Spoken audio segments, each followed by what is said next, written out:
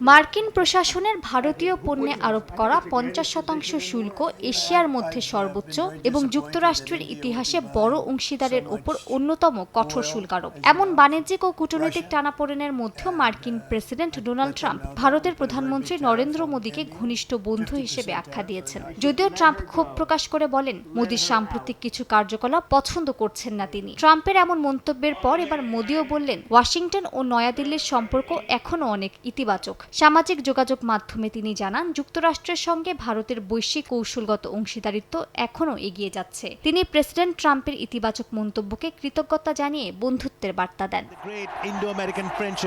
Trump মোদির এমন উষ্ণ বার্তার মধ্যে ব্রিটিশ গণমাধ্যম দ্য গার্ডিয়ান সামনে নিয়ে এসেছে ভারত যুক্তরাষ্ট্রের সম্পর্কের এক ভিন্ন দিক। প্রতিবেদনে জানানো হয়, পাকিস্তানের বিরুদ্ধে যুদ্ধের পর ভারত পাকিস্তানের সীমিত সংঘর্ষে ট্রাম্প উভয় দেশকে একই কাতারে দাঁড় করিয়েছেন। নয়াদিল্লিকে বিশেষ কোনো সুবিধা দেওয়া হয়নি, এমনকি টেলিফোনে হুমকি দিয়ে যুদ্ধ থামানোর কৃতিত্ব দাবি করেন ট্রাম্প, যা নয়াদিল্লির কাছে ছিল এক ধরনের অপমান। তবে মোদি প্রশাসন যুদ্ধ বন্ধে ট্রাম্পের মধ্যস্থতার বিষয়টি বারবার অস্বীকার করেছে। তাই গার্ডিয়ানকে বিশ্লেষকরা জানান, ট্রাম্পের নোবেল শান্তি পুরস্কারের আকাঙ্ক্ষা ব্যর্থ হয় শেষ পর্যন্ত শুল্ক বৃদ্ধির আসল কারণ হয়ে দাঁড়ায়।